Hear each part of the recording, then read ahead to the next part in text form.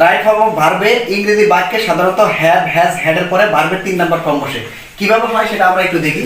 যেমন আমরা যদি বলি যে হি হ্যাজ, এখানে যদি ব্র্যাকেটে ডু থাকে দা ওয়ার্ক, ওকে, তাহলে আমরা বলছি কি সাধারণত ইংরেজি বাক্যে হ্যাভ হ্যাজ হ্যাড এর পরে মূল ভার্ব যেটা থাকবে ওটা 3 নাম্বার ফর্ম বসাবো। তার মানে এই ডু এর আমরা কি করব, এখন 3 নাম্বার ফর্ম বসা দেব, ডান, he has done the work. একইভাবে যদি আমরা দেখি যে উই হ্যাভ,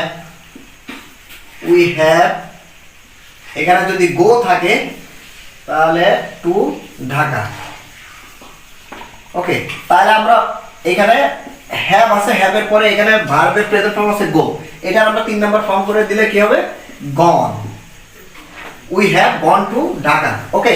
এইভাবে আমরা মনে রাখতে হবে যে ইংরেজি বাক্যে সাবজেক্টের পরে যদি হ্যাভ হ্যাজ হ্যাড থাকে তারপরে যে ভার্ব থাকবে তার 3 নাম্বার ফর্ম বসাতে হবে, ওকে।